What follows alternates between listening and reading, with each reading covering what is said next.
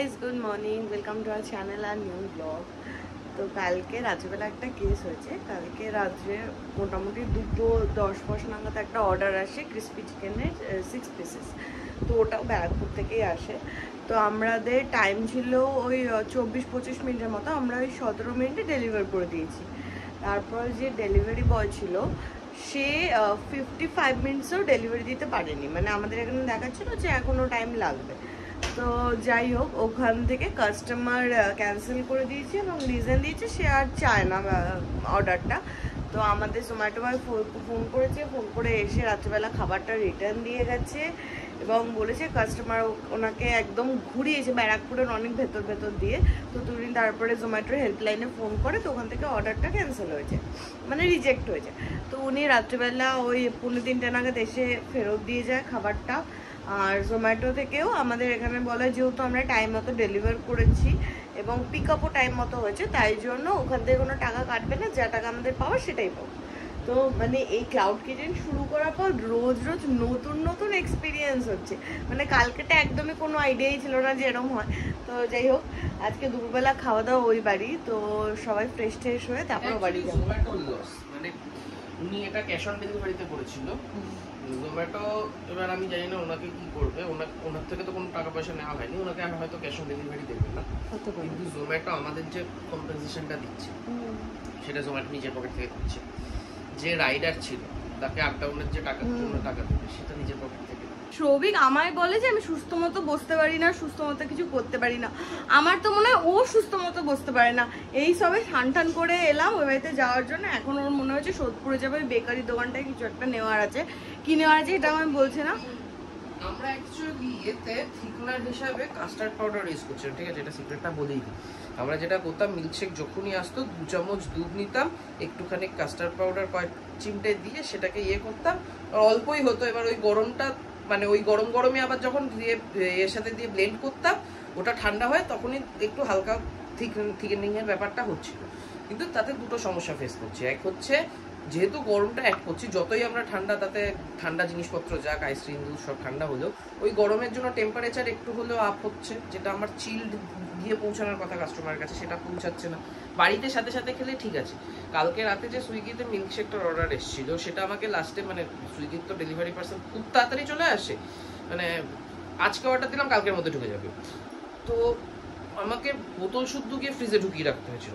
তো সেই জিনিসটাকে আমি অ্যাভয়েড করতে চাইছি, কেননা সেটাকে অ্যাভয়েড করার জন্য আমার ইচ্ছা যেটা আছে, আমি ট্রাই করে দেখতে চাই, যদি ওয়ার্কআউট করে খুব ভালো, যে আমি এই কাস্টার্ডের জায়গায় আমরা ক্রিম ইউজ করবো। ফ্রেশ ক্রিমকে হুইপ করলে তো সাধারণত হয়ে যায়। এবার দেখতে হবে, অনেক সময় ক্রিম যদি রুম টেম্পারেচারে হুইপ করা হয় মাখন আর আলাদাও হয়ে যেতে পারে। কিন্তু আমার এক্ষেত্রে কি আছে, যেহেতু আমার চিল্ড মিল্ক যাচ্ছে, চিল্ড আইসক্রিম যাচ্ছে, সেগুলো যেহেতু যায় বিভিন্ন আশা করি ক্রিমটা ফেটে যাবে না, মানে আলাদা হয়ে যাবে না। ওটা হুইপ ক্রিমের মতো আমাদের একবার ক্রিমটাকে দিয়ে যদি আমরা হুইস্ক করি বা ব্লেন্ডারে বিট করি, তাহলে আশা করি ওটাও থিকনিং এর কাজ করবে, কিন্তু আমার ওই গরম জিনিসটা দিতে হবে না। বাইরে যে পরিমাণ রোদ, আমার নিচে নেমে ভয় লাগছে যে আমাকে এত দূর আবার সোদপুর যেতে হবে।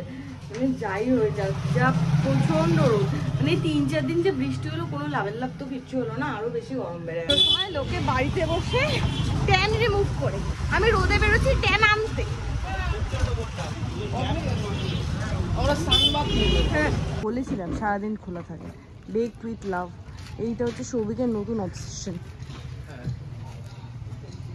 ক্রিম নেওয়ার জন্য পানশিলার এখানে একটা আমুল পার্লার খুলেছে, এটাতে যাচ্ছি, বিচ করেছি। হ্যাঁ দাদা জানতে পারলে মারবে। এখানে কি আছে এখানে? ম্যাঙ্গোর তো কিছুই দেখতে পাচ্ছি না রে। এখান থেকে এই নতুন যেটা বেরিয়েছে এটা সৌভিক নিল, এটা হচ্ছে ওই হ্যাঁ। আর এখানে পিআই এপিকটা ভালো খেয়েছে, তো এপিকই নিয়ে নিয়েছি। গরমে অবস্থা খারাপ, আমাকে নামিয়ে সৌভিক গেছে শান্তনুদাকে আনতে, কারণ 3 জনের স্কুটিতে এখন সৌভিক রিস্ক নিচ্ছে না। আর এখানে মা অলরেডি ভাজাভাজি শুরু হয়ে গেছে। মা ভাজা, সজনে ফুল ভাজা, শাপলা। না না লাগবে না, ভাজলে খেন তখন ভেজে নেবা, এত ভাজা অনেক ভাজা আছে তো। এখানে বেগুন ভাজা, পটল ভাজা, আরো কিসব মেনু করেছে, ঘন্ট ফন্টও আছে। অনেক আইটেম করে ফেলেছে মা, তুমি অনেক চাটনি নিয়েছি। এটা নিশ্চয়ই আমার প্লেট। মা ভাত কমা, অনেক ঠেসে ঠেসে ভাত দিয়েছো। বেগুন ভাজা, এখানে শাক, এটা হচ্ছে কি ভাজা, লাউ ভাজা। হ্যাঁ প্রচুর ভাজা দিয়ে দিচ্ছে। এখানেও খাবো না, আমি ওখানেও খাবো না, কোনো বাড়িতেই আমি খাবো না। তুমি তোমার নাক কোথায় বলো তো, আই কোনটা, আই আই চাটনি খাও। আমি তো খেয়েছি। এতগুলো ভাত আর এতটা বড় মাছ কমপ্লিট করতে হচ্ছে। 3:37 বাজে, খেয়ে উঠে থেকে এতক্ষণ বসে বসে আড্ডা চলছিল। আইসক্রিম নিলি? হ্যাঁ আইসক্রিম তো কিনে এনেছিলাম আমাদের জন্য, কিন্তু ওটা এখন আর খাবো না। বাড়ি গিয়ে কাজ আছে অনেক। কালকে যে মেন কাজটা আমরা ভুলে গেছি, কালকে ফ্রাইড রাইসের জন্য আমরা গাজর তারপরে বিনসটা তো চপ করে রেখেছিলাম।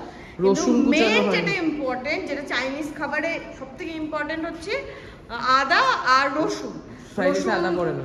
ফ্রাইড রাইসে আদা পড়ে না, রসুন তো রসুন লাগবে। তো রসুনটা বাড়িতে চপ করতে হবে। আর যাওয়ার ক্যাফের ওনার কোথায় কি পড়ে কিছু জানে না। হ্যাঁ বললাম ক্যাফের ওনার, ওনারা কিছু জানতে হয় না, শেফরা জানবে।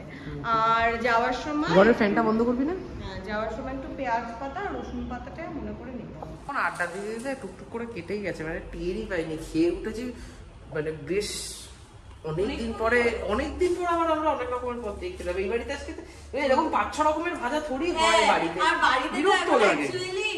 মানে মাছের ঝোল খেতে খেতে সৌভিকও বলে মাছের ঝোল আর কত খাবো, মাছের ঝোল আর কত খাবো। আর এই কিচেন খোলার পর থেকে না রান্না বান্না তো টুকটুক করে চলছেই, আর বাড়ির রান্না বেশি কেন জানি না করতে ইচ্ছা করে না। তোর মাছের ঝোলই বেশি হচ্ছে, বেশি রান্না করতে ইচ্ছা করে না বাড়িতে এখন। বাড়িতে খেতে ইচ্ছা করে না, মনে হয় ওখানে কাজের টাইমে খেতে হয়, তাই কিছু একটা দিন মেয়েকে চলো খেয়ে নাও। তো ঢুকে গেছি, কিন্তু ভেবেছিলাম একটু স্প্রিং অনিয়ন নিয়ে ফিরবো। পূজা চাইপস কেন করছে আমি জানি না। ও স্প্রিং অনিয়ন নিয়ে ফিরবো ভেবেছিলাম একটু, কিন্তু স্প্রিং অনিয়নের দোকান বন্ধ পেয়েছি। তো ভেবেছিলাম অল্প করে আনবো, কিন্তু ব্লিঙ্কিট থেকে অর্ডার করতে হলো। ব্লিঙ্কিট থেকে স্প্রিং অনিয়ন আসবে 150 থেকে 200 গ্রাম, আবার এখান থেকে ফেলা যাবে। আরে কেটে রাখলেও নষ্ট হয়ে গেলে কতদিন ধরে দিতে পারবো? ওটা ফ্রেশ না থাকলে তো আর ভালো লাগবে না। ভাত খাওয়ার সময় পেটে জায়গা থাকে না, এক বাটি আচার নিয়ে বসেছে। ঢোকানোর জন্য বসেছি, আমি খাওয়ার জন্য বসেছি। খাচ্ছিলি তো বসে বসে। মা দিলে যদি মনে হয় পেটে জায়গা আছে, ভাত বেড়ে দিচ্ছে, আবার খা। তুই খা। এক বাটি আচার খাবি না একবারে? হয়ে গেল রসুন ছাড়ানো। আরে এইগুলো কে করবে? এগুলো ঢোকাতে হবে না ফ্রিজে? রসুন ছাড়াচ্ছিলি তো, না ঢুকি। তোকে ওই জন্য ডাকছিলাম তো, সবিক করে। একবার উঠে গেছে শান্তনুদা।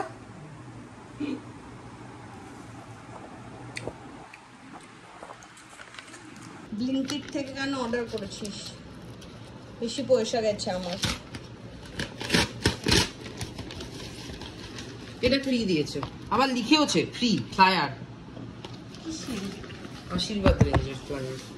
এটার নাকি দাম 1 টাকা, ফ্রি দিয়েছে। বলতেও লজ্জা করে না, এতখানি এসছে। হ্যাঁ এটা কি? জিরো ময়দা গার্লিক ব্রেড। কে খাবে গার্লিক ব্রেড? যে চিকেন থাইটা খাবে। আর এটা হচ্ছে লং ব্রেড। আর কি এসেছে? কি? ও ধরে বেটা। 6:30 বাজে। আজকে দেবলিনা, যে আমার স্কুল ফ্রেন্ড ছিল, যে আগে মোমো অর্ডার করেছিল, ওর আবার সেকেন্ড অর্ডার আছে। তো আজকে একটা না, আজকে মোমো আছে, ললিপপ আছে আর শেকও আছে। তো থ্যাংক ইউ দেবলিনা। আজকেও তোর কেমন লাগলো সেটা তুই কমেন্ট করে জানা, বা ফেসবুকে রিভিউ দে, বা জোম্যাটো সুইগিতেও রিভিউ দে, যা খুশি। তাও ভালো, বেশ ভালো লাগে অর্ডার এলে। মানে শনি রোববার তো অর্ডার আসার মেন টাইম, আর আমাদের তো স্ন্যাক্স টাইপের আইটেমই বেশি। তো বেশ ভালো লাগছে অর্ডার এসে। কি হলো? যা সন্ধ্যের ফার্স্ট অর্ডার আমাদের ডেলিভারি হয়ে গেছে। আর আমরা মোটামুটি ডে বাই ডে একদম এক্সপার্ট হয়ে যাচ্ছি। চিল ওয়েতে শান্ত শিষ্ট হবে ডেলিভারি দিতে পারছি।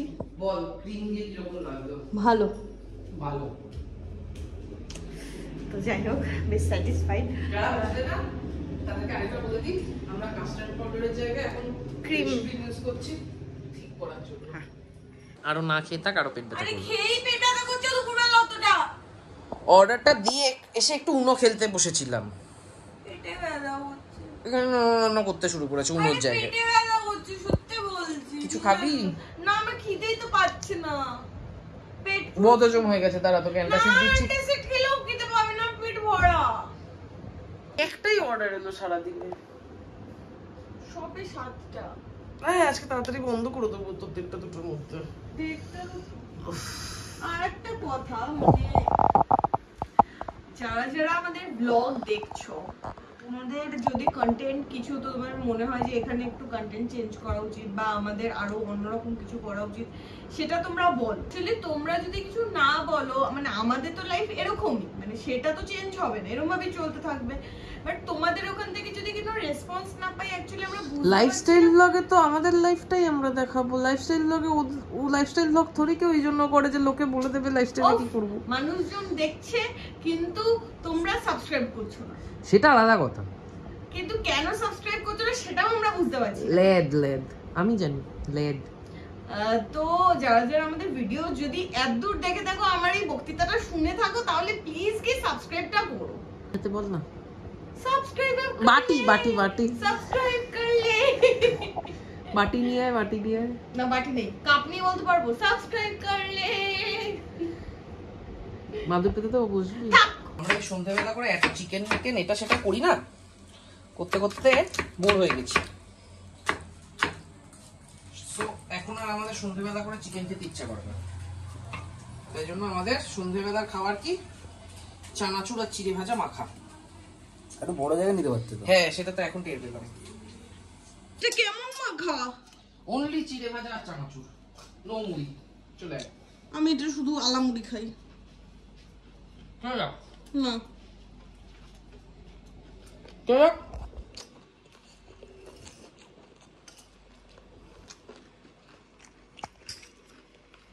কি ভালো লাগবে না?